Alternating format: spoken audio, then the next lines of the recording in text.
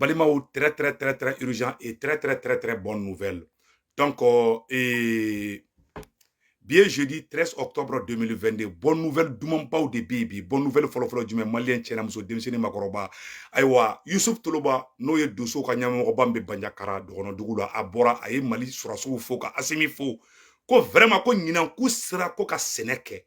a famana u kun tɛ ka sɛnɛ kɛ ni kungo k'i bɛ sɛnɛ kɛ dɔrɔn b'i bali ka sɛnɛ kɛ ko ɲinan kɛni k'u sera ka sɛnɛ kɛ ko alhamdulilayi an b'a fɔ bravo à l'armée malienne an b'a fɔ bravo au président maréchal Assimi Malien an y'o de fɔ ni mun kɛra don min na n'o ɲɛna an b'o fɔ an bɛ ka Assimi fɔ an ka courage d'an ka armée ma an k'an kɔlɔsi intoxication na o ye bonne nouvelle fɔlɔ fɔlɔ fɔlɔ fɔlɔ ye bonne nouvelle filanan mun bɛ yen Maliens ayiwa Guinéens yɛrɛ ka ministre bɔlen a vidéo bɛ yen n bɛna a vidéo yira aw la Guinéens yɛrɛ ka ministre bɛ ka bɔ ka démenti ko kuma mun bɛ ka fɔ ko Guinée ni Mali frontière la k'u kɛlen bɛ k'u bɛ fɛ ka taga Français ka base sigi ko tiɲɛ t'a la dɛ France yɛrɛ ambassadeur fana bɔra k'a démenti Français ka ambassadeur bɛ Lajinɛ o fana bɔra k'a fɔ ko tiɲɛ tɛ dɛ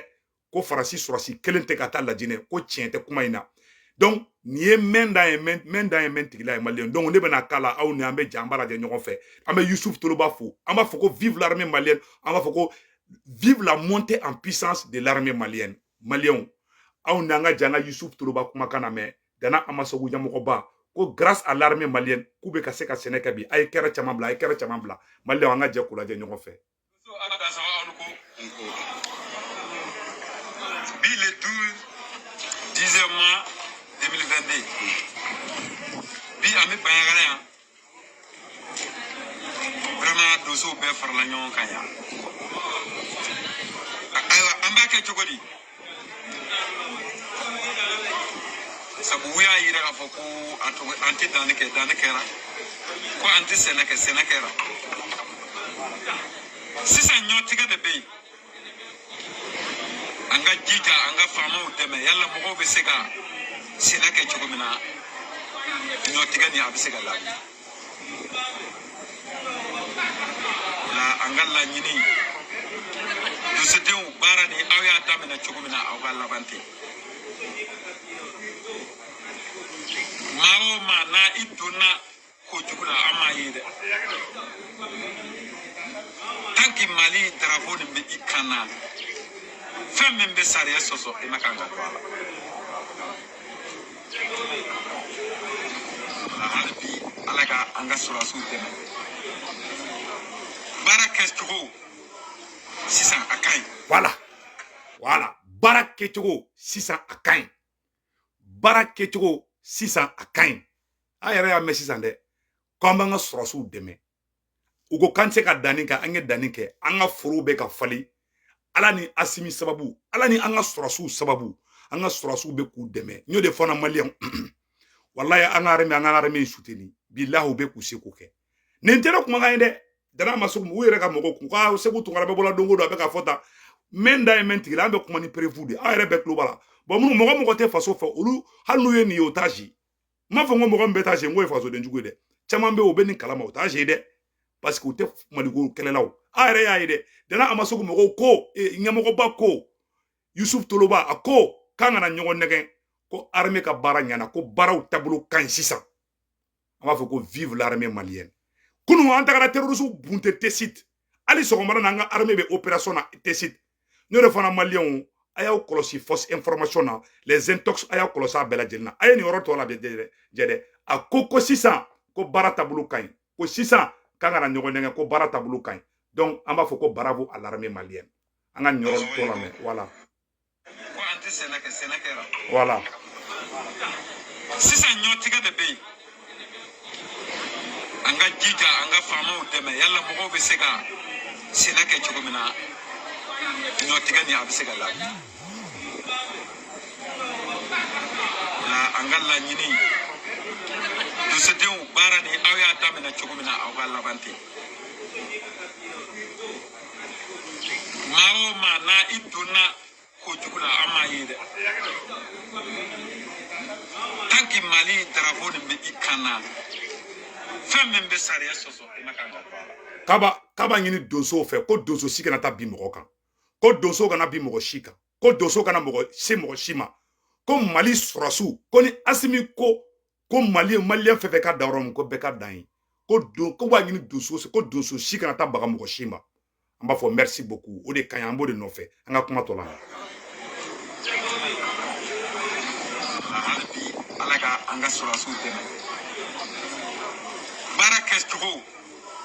sisan a ka ɲi voilà baara kɛcogo sisan a ka ɲi baara banna o bɛɛ nisɔndiyalen bɛ Asimi kɔrɔ bi bɛɛ nisɔndiyalen bɛ armée malienne kɔrɔ bi y'o de fɔ aw bɛɛ lajɛlen na n y'a kala aw bɛɛ lajɛlen y'a mɛn donc vraiment an bɛ bɛɛ lajɛlen fo mɔgɔ si kana décourager Mali an bɛ ka kɛlɛ mun kɛ a kɛlɛ in ma nɔgɔn dɛ armement sugu bɛɛ b'an ka sɔrɔsiw bolo bi mais wagati yɔrɔ dɔw Mali yɔrɔ dɔw bɛ yen peut-être insécurité bɛ se ka caya yen mais armée bɛ ka seko kɛ wa armée b'a seko kɛ ni ala sɔnna ma o tɛmɛnen kɔfɛ maliyɛnw n bɛna surprise dɔ yira aw la Mali ni Lajinɛ Faransɛw ka média dɔw bɔra ka galon tigɛ a ye tɛgɛrɛ fɔ Mamadi Dunbiya kun sa maliyɛnw n ko ne fana n ko cɛfarinw bɛ diɲɛ kɔnɔ sa maliyɛnw n bɛna surprise dɔ yira aw la maliyɛnw Mamadi Doumbia de la Guinée a y'a fo bi ye jeudi 13 octobre 2022 a ye Faransi ambassadeur yɛrɛ de wele kala jɔ a Faransi ambassadeur yɛrɛ k'a bɔ a da ko Faransi ka sɔrɔsi tɛ ka taa Guinée colonel Mamadou Doumbia que Dieu te bénisse que Dieu bénisse la Guinée Conakry maliyɛnw an ka jɛ k'o yɔrɔ lajɛ ɲɔgɔn fɛ u ye galon fɛn fɛn tigɛ Faransɛw ka médiaw d'a fɔ dɛ ko Faransi base bɛna taa sigi Guinée ni Mali frontière la Guinée président ɲuman Guinée Sékou Touré denkɛ n'o ye Mamadou Doumbia ye a bɔra a taara Faransɛw yɛrɛ ka ambassadeur yɛrɛ de wele ani ale yɛrɛ ka ministre u bɛɛ ka jɛ k'a fɔ ko tiɲɛ t'a la yara tɛ tɛmɛ o kan minnu yɛrɛ galon nɔrɔ la ka taa galon tigɛla yɛrɛ wele k'a ka fɔ k'a ye galon tigɛ an ka kuma lamɛn maliyɛnw. Depuis 2-3 jours, ceux qui ont dit que la Guinée voudrait mettre une base militaire française ici et qui ont échoué lamentablement après le démenti du ministre de la Défense sont revenus par la fenêtre en disant que la France va déployer des militaires à la frontière entre le Mali et la Guinée. Je voudrais simplement dire que c'est ridicule, simplement ridicule. Les frontières entre le Mali et la Guinée, vous le savez, les Maliens sont là. Ce n'est même plus une frontière. Et la Guinée participe à la sécurisation du Mali, ce pays frère, en envoyant des milliers de soldats depuis cette guerre de 2012 au Mali. Donc, c'est vraiment ridicule de penser que nous allons faire appel à d'autres pays et à la France pour sécuriser cette frontière-là. Le 22 novembre 1970, nous nous sommes battus tout seuls contre l'agression portugaise. En 2000, nous nous sommes battus tout seuls et nous avons gagné contre les agressions des mercenaires qui voulaient prendre la Guinée. Nous avons gagné. Nous avons aidé dans la lutte contre les terroristes partout dans le monde. Donc, c'est ridicule, je dis une fois encore, de chercher à créer la confusion dans la tête du monde en disant que la France et la Guinée vont déployer des troupes sécuritaires. Je le dément et